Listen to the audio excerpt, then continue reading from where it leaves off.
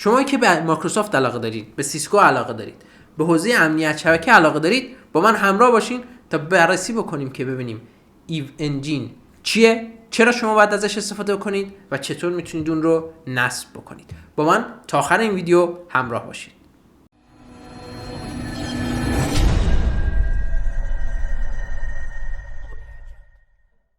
سلام، من محمد مشتاق سهرابی هستم. اینجا استودیو ترند پرند. خوش اومدید به دوره آموزش ایو انجین. شما که به حوزه‌های مختلف شبکه علاقه دارید، مثل مایکروسافت، سیسکو، امنیت شبکه، حتما باید با تجهیزات مختلف کار کنید. یکی از نرم افزارهای خوب توی این حوزه که میاد و تجهیزات شبکه رو شبیه سازی میکنه، نرم افزار Evaluated Virtual Environment یا EVE-NG هستش. تو این ویدیو میخوایم به این نرم افزار، اینکه چی هست، چرا باید ازش استفاده کنید و چطور نصب میشه بپردازیم.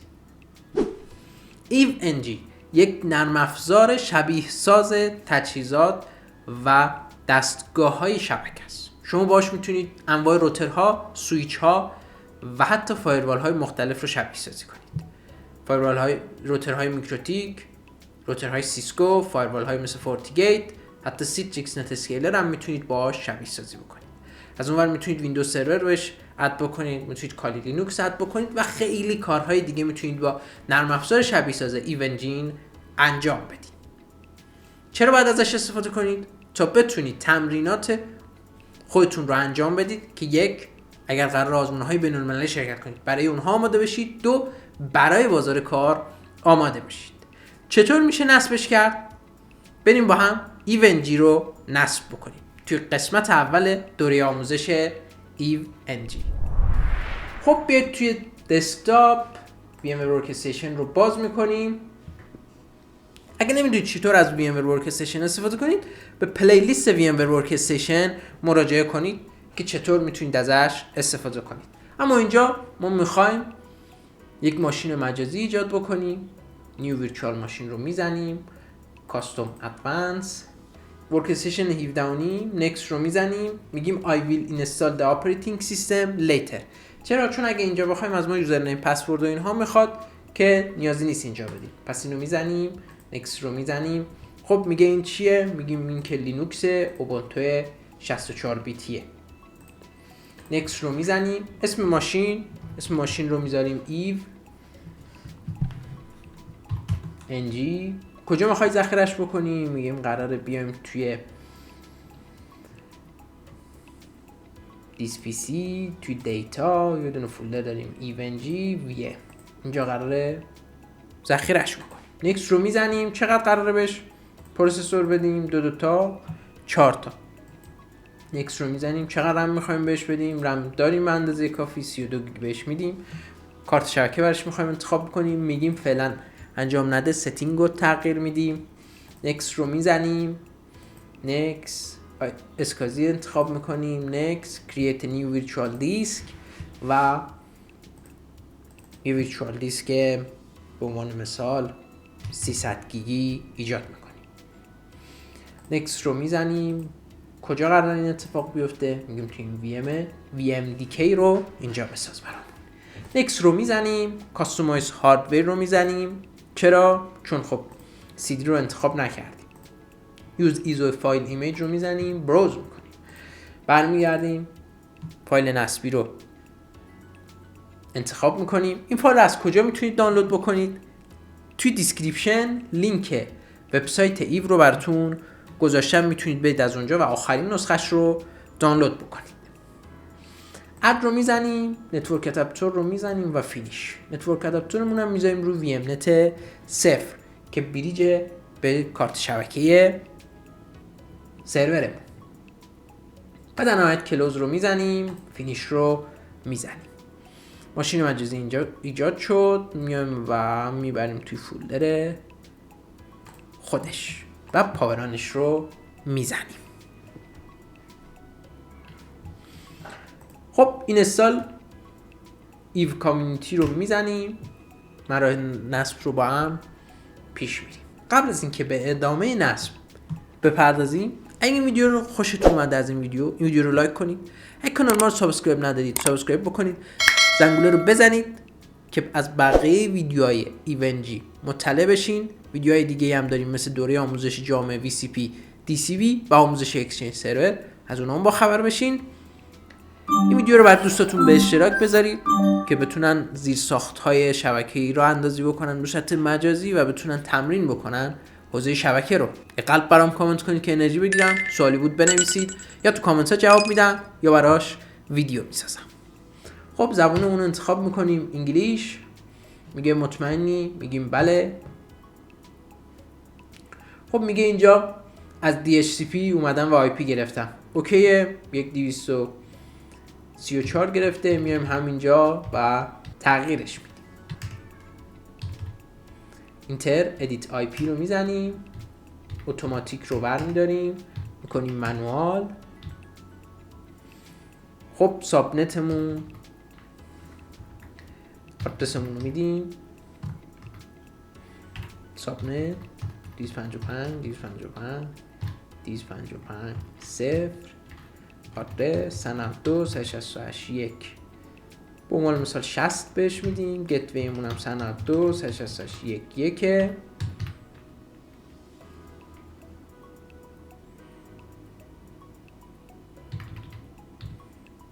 خب سابنتمون رو میگه که سنف 2 368 1 0 /24.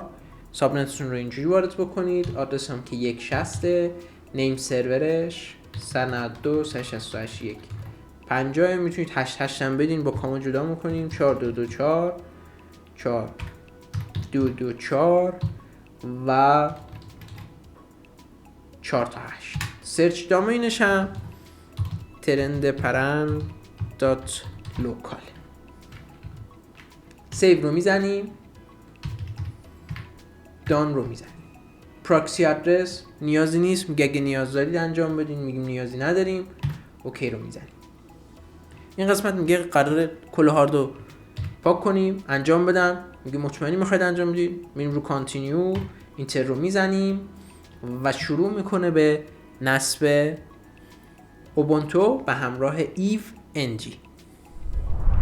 خب اینجا نصب تموم شده، داره یه سری آپدیت های امنیتی دانلود میکنه. خب ما اینو نمیخوایم به اینترنت وصل کنیم و قراره توی محیط ایزوله کار انجام بدیم. نهایتا اگر بخوایم به اینترنت وصلش بکنیم برای آزمایش خودمونه و محیطمون هم آنچنان اهمیتی نداره. توی محیط هایی که حساس یا واقعیه بذارید آپدیت ها رو بگیره. توی لپتاپ خودتون، توی سروری که خودتون دارید نیازی به گرفتن آپدیت نیست. پس میزنم کنسل آپدیت اند ریبوت.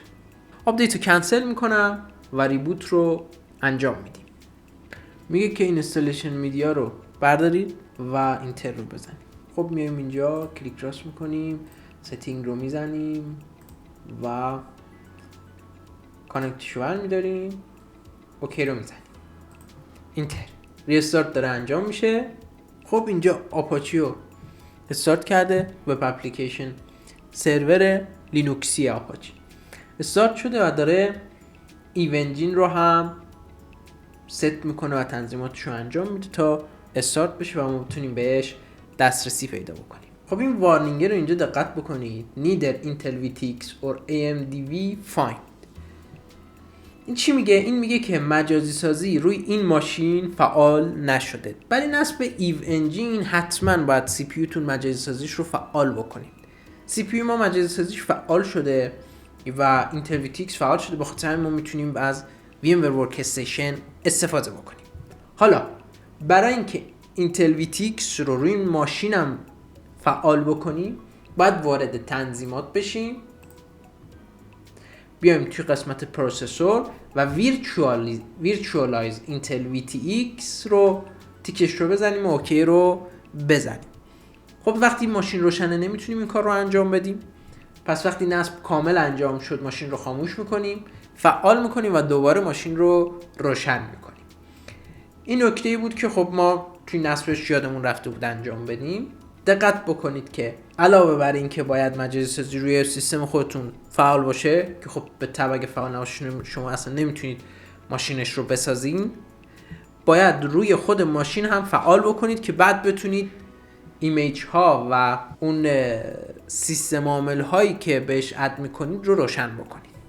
خب این وارنینگ رو برای ما اینجا آورده دوباره و میگه شما میتونید از طریق 160 دیفالت روت پسورد ایز ایو، میتونید بیاید اینجا 160، یعنی من اینجا رفرش بکنم میتونم به کنسول ایو دسترسی پیدا بکنم روی پورت HTTP.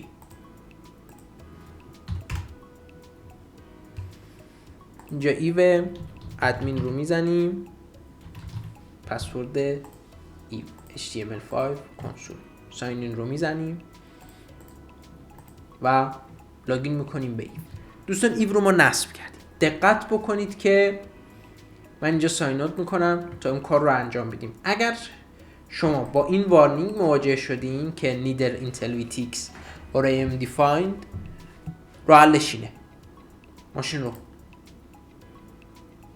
شاتدان گست OS میزنم، ماشین خاموش میشه، Emulated Virtual Environment Next Generation یا NG. کلیک راست میکنم، ستینگ رو میزنم، میام روی پروسسور و Virtualize Intel VTX رو فعال میکنم. اوکی رو میزنم، دوباره ماشین رو روشن میکنم.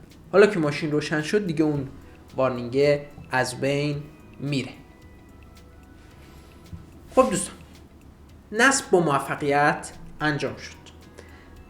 EVE-NG چیه؟ یک نرم افزار شبیه ساز تجهیزات و دستگاه های شبکه است، مثل روتر، فایروال، سویچ و حتی ویندوز های مختلف و سیستم عامل های مختلف مثل ویندوز سرور، سیستم عامل کالی لینوکس و غیره.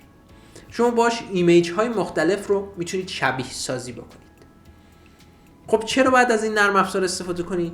اگه علاقه‌مند به مایکروسافت، سیسکو، امنیت شبکه و کلا حوزه شبکه‌های کامپیوتری هستید، باید از این نرم افزار استفاده بکنید تا بتونید مهارتاتون رو افزایش بدید. چطور میتونید نصب کنید؟ تو این ویدیو به نحوه نصبش پرداختیم. امیدوارم این ویدیو برای شما مفید بوده باشه. ممنونم که تا آخر این ویدیو با ما همراه بودید. تا جلسه بعد که معرفی اجمالی ایوه، خدا نگهدار.